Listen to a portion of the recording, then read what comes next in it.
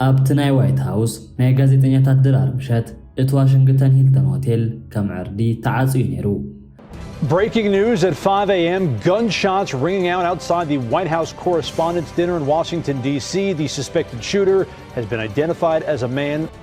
بورك التلبتة نعد ما ورقة تحازو سابات صلوتي بوليتيكانياتات معراب عالمن اتزلع على نيت التحايلن نيت خبابي وريرمو ويوم هما ماكوا بزي فتشاكات ولا زي كل بوتاي نيرو يخون امبر اما كلتهم بولصات كداون تتخدنو غازيطانياتاتن سبسلطانن حدا زي الرمنفس ابت داراش كملالس صنعيو اتسب متقعت خفصم زمصا ايمسلنيو كم حدا امرؤ صحته سبون كربشاي تراينيو من قسقاساتو كم تتمهرو نانجينيرينغ سنافلتات بتنققم بميلان نيرو ملؤ سمو كول آلن يزبال اما اكل تراقحوت حبي وزنبر مسارح غنا تاريخ امريكا او حنت ليت كغير زخل عقم نيرو ويو ازود 31 عامت منسي كاب كاليفورنيا زمصه ناي كمبيوتر ساينتيست ولا حنت ناي وانجل تاريخ زيبلون ناي ماسترز ديغري زلو مهورن كميلو نهيوت لعلوت سبسلطان هاجر نمطفا وسينو زبل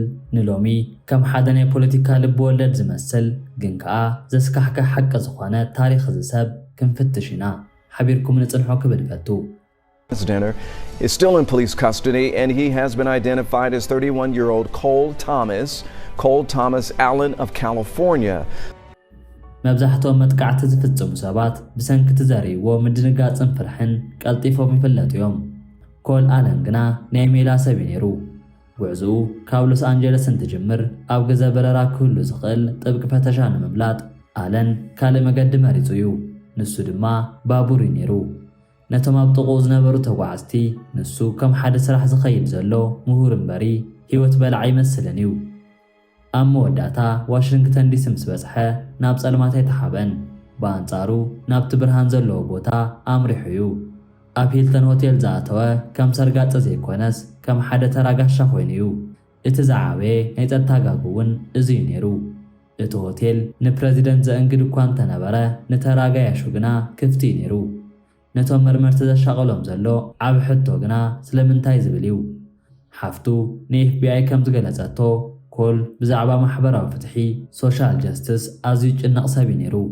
قدم حجون ريكارد كم زيبلو ارغاغيصوم يوم كول آلن اب تورانس كاليفورنيا يعابيو متى عبيتو چو زباله بلح زباله جنكا صمو يلوم يغلصو يوم اب كاليفورنيا ستيت يونيفرسيتي بزنبرلو غزا بولص ناي كمبيوتر ساينس تمهراي نيرو دحر من رغو نا ممهرنات توافيريو اب لعلواي برك بيت تمرتي فيزيكس كمهرن كله تمهرو يفتوو نيروم يوم يخون امبر كاب قرباوان جميرو اتب كفلتات زمهرو زنبره سنه سرعات او وشته هيوتو كطفق جميرو اب كدم سبات زرخب مس كمبيوترو ساعات كحلف جميرو آلن اب انترنت تفلالي ناي بوليتيكا تقامو مدرخات يكتاتل سلازنبره دونالد ترامب سلطان مسحازو آلن اب تينو كينغس نغستاتاي اندلن زبل منقسقاس تصامبيرو اذا منقسقاس ازي نبريزيدنت ترامب كم نغوسن چقوان غيرو زغلصوم نيرو مرمرتي اف بي اي ابناي آلن كمبيوتر كم زرخبو نسو زيواكس مزبال وجله طبق رخب كم زنبرو ارغاغيصوم يوم እዚ ውጅለ እዚ ኣብ 18 ሰዓታት ዋይድ አዌክስ ዝበሃል ንጡፍ መንቀሳቐስ ተመስረተ ኮይኑ ዓለም በኃይል ጥራያ ክትቀየር ትኽእል ዝብል እምነት ዘለዎ እዩ አለና አቶም ናይ ሶፍትዌር ሓገዝ ክገብረሎም ጸኒሑ እቲ ንተማሃረኡ ዝምህሮ ዝነበረ ናይ ሜል ኣገለቱ ሕጂ መጥቃዕት ንፍጻም ክጥቀመሉና ተዳለወ እዩ ኮል አለን ቅድምና ዋሽንግተን መመጋሱ ሓደ ናይ 50 ገጽ ጽሑፍ ወይ ማኒፌስቶ ኣዳሉ ነይሩ እዩ እዚ ጽሑፍ እዚ ከም ተራ ናይ ፖለቲካ ጽሑፍ ኣይነበረኒው ብናይ ሒሳብ ቀመራት ተመለየ ነይሩ አለን ኣብቲ ጽሑፍ እቲ ስርዓት ንኽፈርስ ሓደ ዓቢ ጽንዓት ዘለዎ ሰብ መስዋዕት ክኸውን ኣለዎ ኢሉ ጽሒፉ እዩ ኣብ ማሕበራዊ ሚድያኡ ንፕረዚደንት ትራምፕን ሰበስልጣኖምን ዘዋርድ ትሕዝቶታት ይዝርጋሕ ጸኒሑ እዩ ይኹን እምበር እዚ ኩሉ ዝገብሮ ዝነበረ ብዘይፍለጥ መገዲ ነይሩ ቤተሰቡ እንትኾኑ እቲ ብገዞም ተሓቢኡ ዝነበረ መሳርሒ ውግእ ኣይፈልጥዎን እዮም ሓብቱ ጸኒሓ ከም ዝገለጸቶ ብዛዕባ ማሕበራዊ ፍትሒ ጥራዩ ዝዛረብ ነይሩ ናብ ከም ዝበለ ተግባር ካኣቶ ግና ፈጺም ናይ ተጸበናዮን ክትብል ተዛሪባያ ለካቲት 2026 አለን ስርሑ ብምግዳፍ ናይ ባንክ ሕሳቡ ብምዕፃው ናብ ዋሽንግተን ዲሲ ንምኻድ ባቡር መሪጹ እዩ። ምኽንያቱ ኣብ ባቡር ጣብያታት ዘሎ ፍተሻ ካብ ማዕርፎ ነፈርቲ ዝሓሰረ ስለ ዝነበረ እዩ። መሳርሒኡ ብጥንቃቐ ፈታቲሑ ኣብ ቦርሱኡ ብምቕማጥ እቲ ንዓመታት ዘኻዕበቶ ጽልኢ ሕጂ ናብ ተግባር ክቕየር ወሲኑ እዩ። ንሱ ንርእሱ ንህዝቢ ካብ ዓመፅ ከድሕን እየ ዝብል ናይ ሓሶት ትረኻ ኣብ እምርኡ እንጊስዎ እዩ። ኮል ኣለን ናብቲ ሆቴል ክኣቱ እንከሎ ሓደ ሰብ ጥራይ ኣይነበረን። ሰዓት 5 ናይ ንግሆ ኣብ ዋሽንግተን ሂልተን ሆቴል እቲ ናይ ጋዜጠኛ ድራር መዛዘሚ እዩ ነይሩ። ሰበስልጣን ክወፁ እንትዳለው ጋዜጠኛታት ድማ ናይ መወዳእታ ጸብጻባቶም እናጸሓፉ እዮም ነይሮም። ኮል ኣለን ነቲ ተፈታቲሑ ዝነበረ መሳርሒኡ ገጣጢሙ ወዲኡ እዩ። ኣለን ካብ ክፍሊ ቁፅሪ 412 እንትወፅእ ኣብ ኢዱ ሓደ ዓቢ ቦርሳ ነይርዎ እዩ። ናብቲ ፕሬዚደንት ትራምፕ ዝርከብሉ ዓብ ኣዳራሽ ገጹ የምርሕ እሞ ጸጥታ ሆቴል ኣብቲ ገዛቲ ቁሩብ ዝዘሓለ እዩ ዝመስል። ይኹን እምበር ሓደ ናይ ሴኩሪቲ ሰርቪስ ኣባል ኣለን ኣዝዩ ተጨኒቑን ኣገባብ ኣካይዱ ዘይተለምደን ኮይኑ ርይዎ እዩ። መንነትካ ክተርእየኒ ትኽእል ዝብል ድምፂ ካብቲ ኣባል ጸጥታ ምስ ተሰምዐ ኣለን ደው ይብል።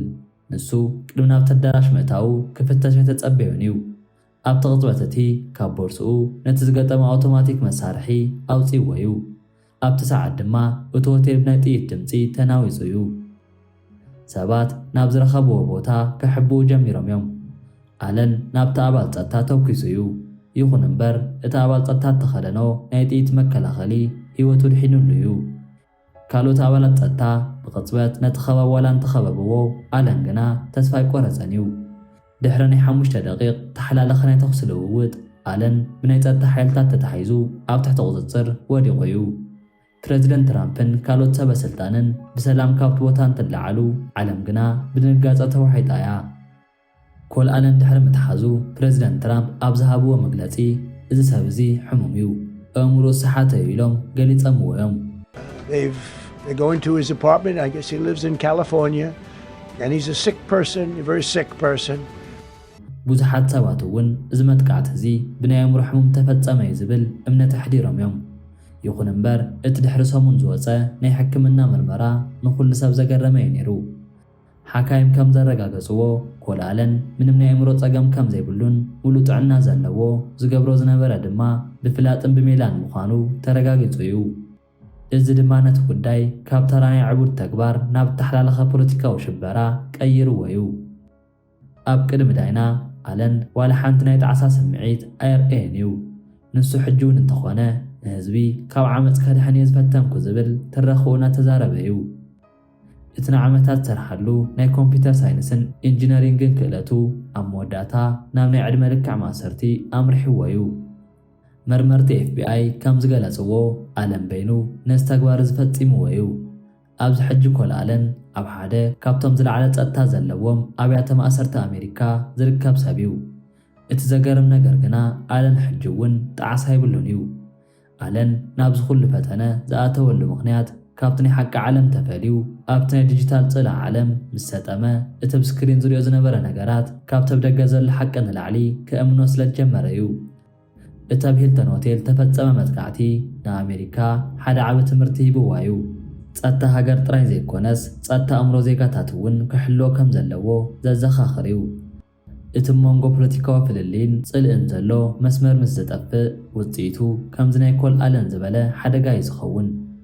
ኣባል ጸጥታ ጸኒሑ ኣብ ዝሃቦ ቃል ንኮል ኣለን ክሪኦም ከለኹ ዝረኣኽቦ ጋኔን ዘይኮነስ ጠፊኡ ዝነበረ ሰብ ኢሉ ገሊጹ እዩ።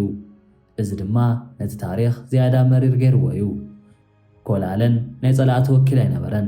ካብ ካልእ ሃገር ዝመጸ ሰላይ እውን ኣይነበረን። ኣብ ማእከልና ዝነበረ ፊዚክስ ዝምህር ቪድዮ ጌም ዝሰርሕ ወገኒ ነይሩ ክብል ወሲኹ ገሊጹ እዩ።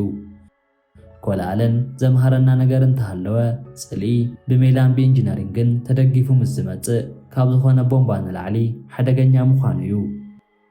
ታሪኽ ታሪኽ እዩ፣ ሓቂ ድማ ሓቂ እዩ። እቲ ኣብ ሂልተን ሆቴል ተፈጸመ ድራር ክሳብ ሕጂ ዝዝከር እዩ። ኮል ኣለን ግና ኣብ ታሪኽ ኣሜሪካ ከም ሓደ ዓቢ መጠንቀቕታ ኮይኑ ዝነብር እዩ።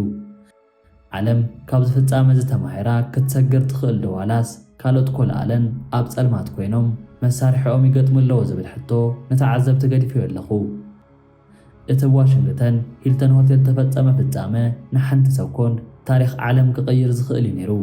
ሎሚ ኣለን ኣብ ቤት ማእሰርቲ ዝርከብ እቲ ዝፈጠሮ ስንባደ ግና ኣብ ልቢ ብዙሓት ኣሜሪካውያን ሕጂ እውን ኣሎ እዩ እሞዳላይ ክንሸር ናይ ትረስዑ እናበልኩ ንዘለኩም ሬቶ ኣብ ናይ ኮመንት ቦታ ግደፍለይ ክብል ፈቱ